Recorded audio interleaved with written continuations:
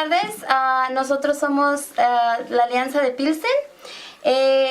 Estamos aquí hoy para presentar y hablar sobre problemas de emigración. Hoy vamos a estar hablando de diferentes temas de por qué la gente emigra a Estados Unidos. Nosotros somos la Alianza de Pilsen. Hoy tengo como invitado a Manuel Revueltas. Muchas gracias por estar conmigo hoy. La Alianza de Pilsen somos una organización, nos dedicamos a luchar por la justicia social y por los derechos humanos de las personas, de la gente trabajadora. Estamos localizados en el 1744 West de la 18. Nos puede llamar para cualquier cosa, problemas con evicciones, problemas de inmigración, problemas de educación o cualquier problema que a usted le interese en Pilsen. Nos puede llamar al 312-243-5440 o nos puede escribir a thepilsenalliance.org en el website o nos puede seguir en Facebook o también en Twitter. Buenas tardes, Manuel. Muy buenas tardes, gracias por invitarme. Sí, entonces, nada más quería que te presentaras, quién eres tú, a qué organizaciones perteneces y qué es lo que tu experiencia como inmigrante de aquí de los Estados Unidos. Ok, bueno, mi nombre es Manuel Revuelta, soy mexicano residente en el extranjero, en Chicago. Tengo aproximadamente 15 años viviendo aquí en Estados Unidos. Soy promotor por los derechos humanos de los migrantes aquí en Estados Unidos y por los derechos de los mexicanos en México también. Tengo un negocio propio y soy voluntario de diferentes grupos sociales de justicia social, entre ellos Pilsen Alliance. También trabajo con la Coalición de Migrantes Mexicanos. También hemos trabajado la cuestión de los derechos humanos desaparecidos y la crisis de derechos humanos que hay ahorita en México, con una red que ve el caso de Ayotzinapa. Y bueno, pues trabajo también con otros lados, dando también un poco de apoyo a organizaciones no lucrativas. Ok. ¿Me puedes hablar un poquito de lo que es el caso de Ayotzinapa? ¿Qué fue lo que pasó más o menos fueron unos estudiantes que desaparecieron, ¿verdad? Claro, el caso de Ayotzinapa es muy interesante porque el caso de Ayotzinapa, son 43 estudiantes que al parecer el Estado mexicano, el gobierno mexicano los desapareció en colusión con otros miembros de delincuencia organizada y muy posiblemente con transnacionales. Oh, wow. Entonces, estos son 43 estudiantes que en un principio se dedicaron, se metieron a la normal superior, a la escuela normalista Isidro Burgos.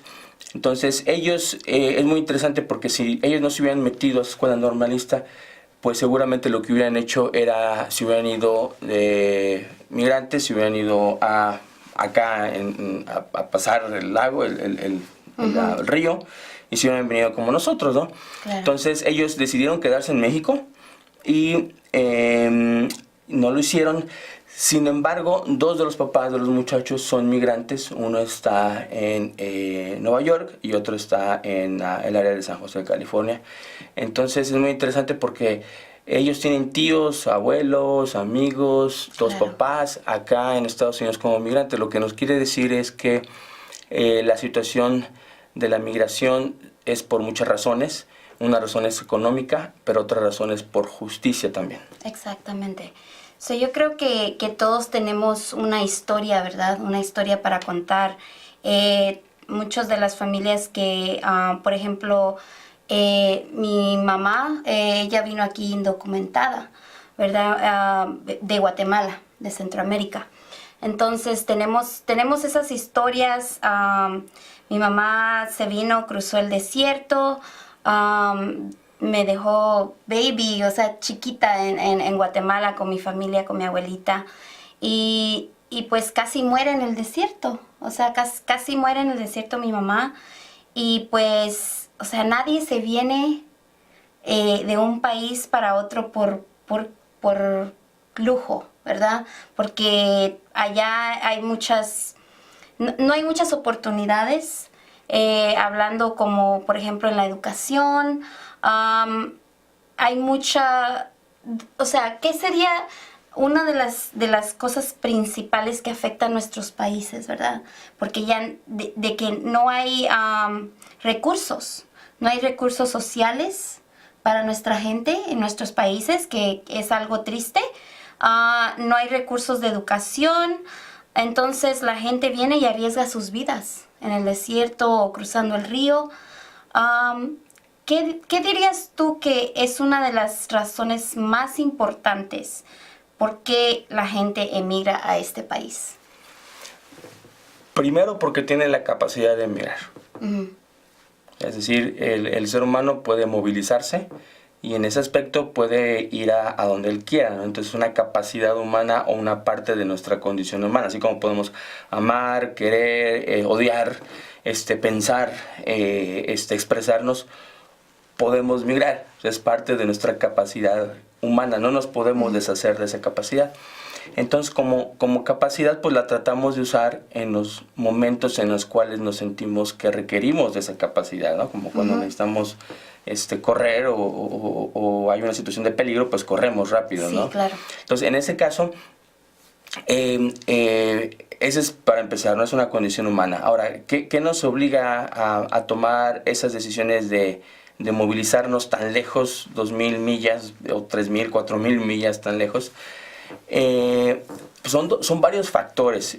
Yo, obviamente, hay un factor que en mi caso fue la tristeza, o sea, ¿qué me movió? La tristeza. Y después se convirtió a la mitad se convirtió como una aventura. Claro.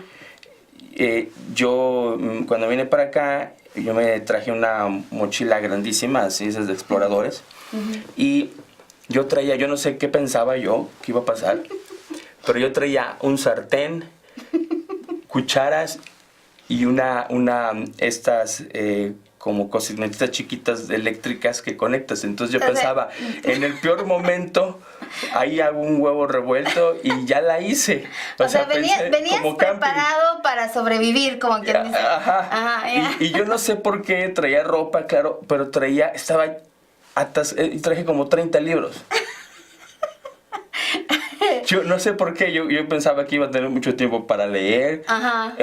No, yo pensaba que tenía que leer porque eso me iba a ayudar acá. Eso es lo que yo pensaba, ¿no? Entonces digo, tengo que leer mucho, porque eso me va a ayudar a donde vaya para entender allá lo que me voy a enfrentar, porque va a ser nuevo. Entonces tenía que llenarme yo como de conocimientos o de sabiduría para poder afrontar lo nuevo, entonces, incluyendo libros de inglés. Entonces yo venía totalmente preparado, ¿no? Entonces, en mi caso fue tristeza, o sea, mucha tristeza, obviamente. Yo me imagino que el primer feeling o el primer sentimiento que puedas tener cuando dices me tengo que ir no es alegre, tiene que ser una situación de incertidumbre, tristeza, ¿no? Y luego dejar a toda tu familia, ¿verdad? Porque yo también lo viví. Afortunadamente para mí fue diferente porque ya en ese momento mi mamá, ella me había puesto papeles para venir para acá. Entonces yo vine de una forma diferente, pero tuve que esperar, o sea, como dicen, ¿verdad? Como dicen, la forma correcta, ¿verdad? Yo vine de la forma correcta. No sufrí, yo me subí en el avioncito, llegué a México, luego acá y tranquila, ¿no? Pero tuve que esperar 7 años para que eso sucediera. 7 años. 7 años que estuve separada de mi mamá y que pues en todo ese tiempo yo no la pude ver. O sea, ella fue creo que 1 o 2 veces para allá. O sea, es un trauma de estar separado y era o sea, mi mamá era madre soltera, era la única persona que yo tenía. Entonces, es un trauma, ¿verdad? Gracias a Dios yo vine de esa forma, yo vine de la forma correcta, se puede decir. Ahora, pero hay otros factores, ¿verdad? nos empujan para hacer eso, para venirnos, para emigrar. Por ejemplo, ¿qué dirías tú, por ejemplo? ¿Tú crees que la corrupción que existe en nuestros países tiene algo que ver también? Es la justicia, ¿no? Entonces, ahí tiene que ver un poquito con la situación de este caso que estábamos platicando. Y es lo siguiente, tú puedes... Tu condición económica puede ser pobre o rica, como tú la quieras llamar, en cuestión de clases o simplemente pues una cuestión de acceso a ciertas cosas, luz, electricidad, agua, etc. Pero tú puedes tener condiciones a lo mejor no tan buenas, por así decirlo, o unas condiciones en las cuales tienes lo suficiente, no lujos. Pero mientras estés tranquilo y el ser humano esté tranquilo y tenga la noción de que está avanzando y está desarrollándose como persona, aprendiendo, viviendo de una forma por lo menos tranquila, pues tú puedes mantener tus necesidades básicas sin sobresalto y puedes estar de alguna forma a gusto o sentir que estás encontrando en ese momento, en esa situación, algo, ¿no? Pero el problema es que en muchos casos en México y en otros países, el problema es que tienes a lo mejor lo básico, pero no tienes un sentido de seguridad. Claro. O de justicia. Entonces, en el caso de México, yo pienso no existiría una situación de inmigración tan alta si existiera por lo menos un cierto nivel de justicia o de compromiso de la autoridad para mantener un cierto nivel de seguridad dentro de la población. Entonces, bueno, si eres pobre, bueno, por alguna razón eres pobre, esa posiblemente situación no se puede cambiar económica de la noche a la mañana. Claro. Pero si tú le añades que eres pobre, pero te persiguen, lo poco que ganas te lo roban, y aparte no puedes confiar en las autoridades, en la cuestión de justicia, corrupción, pues entonces definitivamente se te orilla totalmente a que tengas que dar el salto y pasar cosas que en otro momento no tendrías que pasar. No, la migración no es ni positiva ni negativa. La inmigración es, yo pienso, es una capacidad que tenemos. Ahora, cómo lo hagas, eso sí es importante, ¿no? Porque puede ser que lo hagas y vas a correr mucho riesgo. Y puede ser que lo hagas y pues no corras tanto riesgo, ¿no? Claro, claro. Y, por ejemplo, ¿tú qué opinas de lo que está pasando ahorita en cuestiones de inmigración, de la administración, de todo lo que está viniendo, las políticas que están viniendo ahorita de la administración de Trump? Vimos que toda su campaña fue básicamente para atacar a la gente inmigrante que viene a este país a trabajar y más que todo pues a hacer un poco de dinero para enviar a sus países, enviarle a sus familias. ¿Qué tú piensas de todas esas políticas que están ahorita en este momento? Bueno, obviamente nuestra condición como inmigrante, nosotros, tú te mueves en un espacio, vas y vienes, te mueves de un lado para otro. Entonces, la cuestión de la movilidad humana, pues somos el principal enemigo. Porque obviamente Trump, dentro del discurso, lo que dice es, yo quiero esto para mi gente. Es un discurso nacionalista, es un discurso que dice, esto es mío y solamente es mío y lo comparto, y la riqueza y lo bueno lo comparto únicamente con la gente que está aquí o que estuvo originalmente aquí, o que en este caso los blancos. Entonces obviamente personas como nosotros que inmigramos y que tenemos movilidad, obviamente pues vamos completamente en contra de ese discurso nacionalista, porque nosotros no tenemos nada más una nacionalidad, tenemos dos nacionalidades, y si le metemos a Latinoamérica, pues me siento guatemalteco, y me siento también salvadoreño un poquito, y me siento también hondureño, y me gusta la música de Argentina, y me gusta el fútbol de Brasil. Entonces empezamos a ver y somos, sin quererlo, pues binacionales, algunos trinacionales, y si de repente tienes más experiencia en contacto y encuentras esas cosas muy, muy cercanas con otros países, pues entonces eres casi multinacional. Claro. Entonces ese discurso, es nuestra condición como migrantes, pues va en contra de ese mensaje. Ese mensaje, porque yo obviamente en mi integridad, por lo menos como latino, es muy difícil que te pongan, o nuestros hijos, es muy difícil que los pongan a decidir tú qué eres, o mexicano o americano. Es una contradicción. Entonces, esa contradicción es a la que Trump le tiene miedo. Sí, claro. Hay que mencionar que la migración ha forjado al mundo.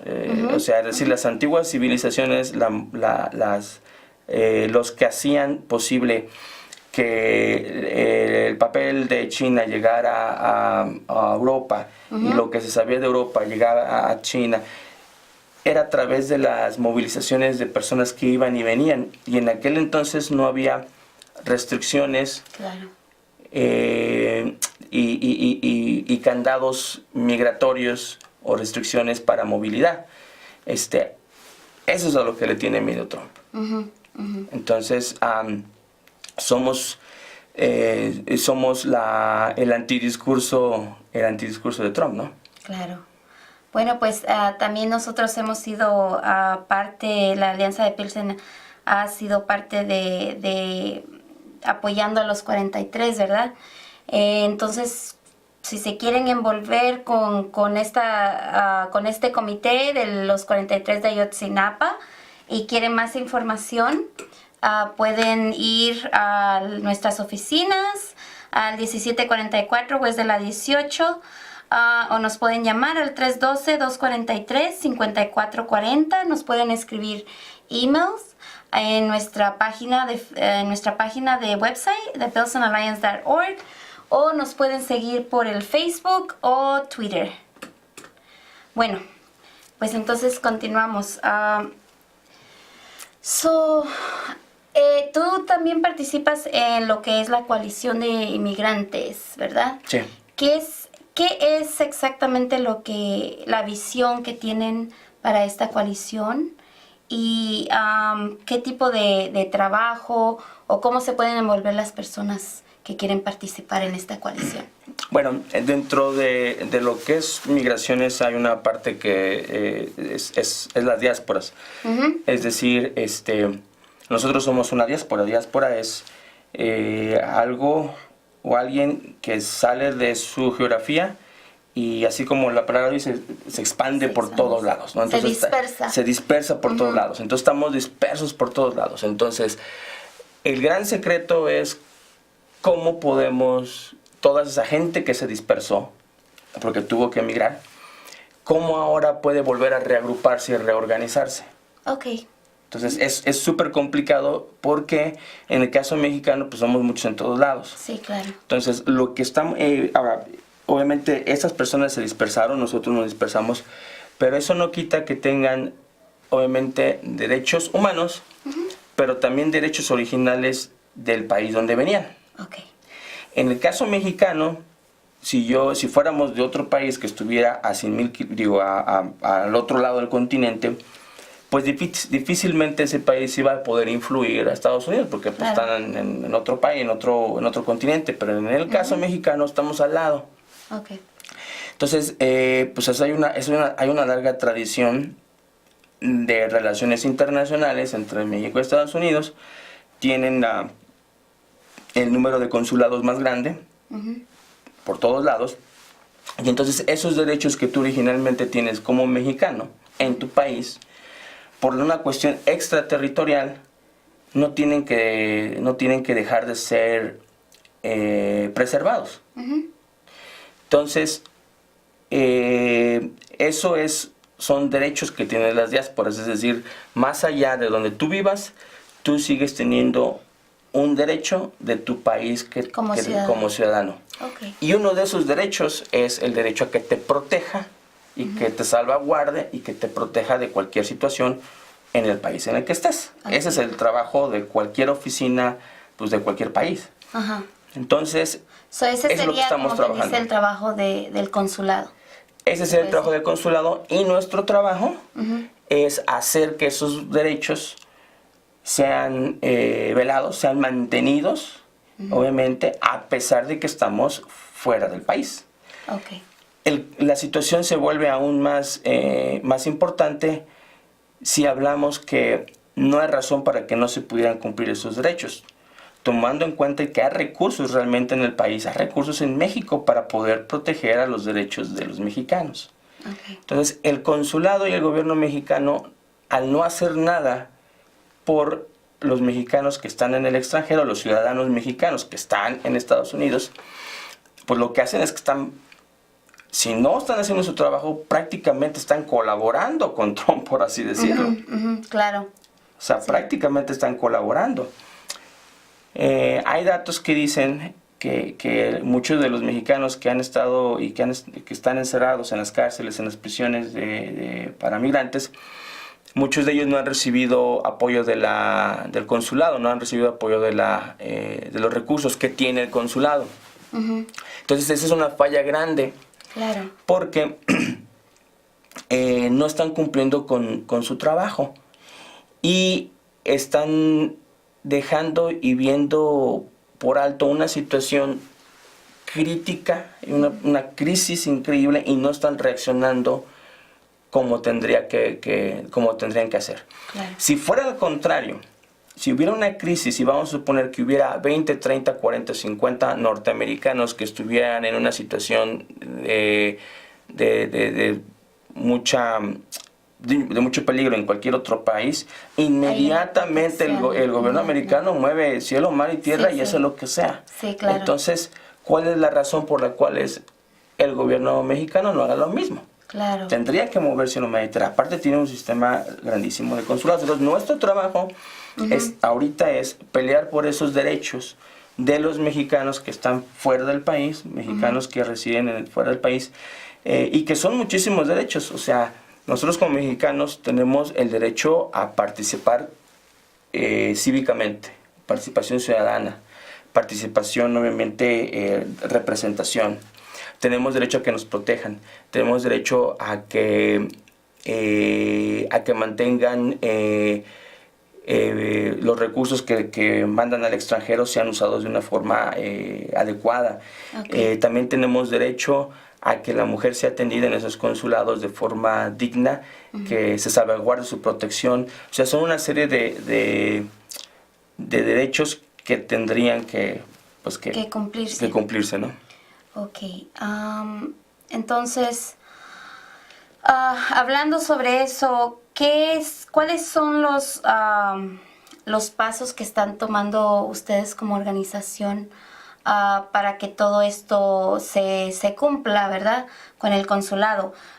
Lógicamente, el consulado ofrece, o por lo menos anuncia que ofrece muchos servicios para los ciudadanos mexicanos, pero hemos recibido bastantes quejas, ¿verdad?, de que a veces no se les trata bien, o por ejemplo, creo que recibimos una queja de alguien que les llamaron a la policía, o sea, muchas quejas que hemos recibido. ¿Cuáles son los pasos que ustedes están tomando para todo esto? Bueno, nosotros partimos de la premisa. Hoy tenemos un minuto de Casi yo no llego.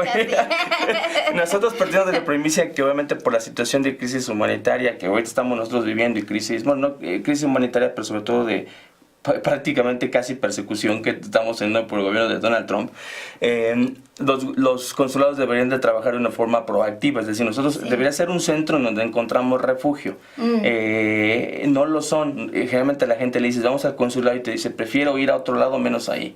Esa es la verdad. Del 1 a los 10 lugares que quisieras ir, ese es el 10. Ese es el último lugar. Entonces, pues lo que estamos haciendo es presionar aquí y obviamente en México. Somos una organización binacional, estamos yendo y viniendo para presionar allá a las legisladoras, pero también aquí a las autoridades en Chicago. Ok. Muchísimas gracias por estar con nosotros hoy, Manuel.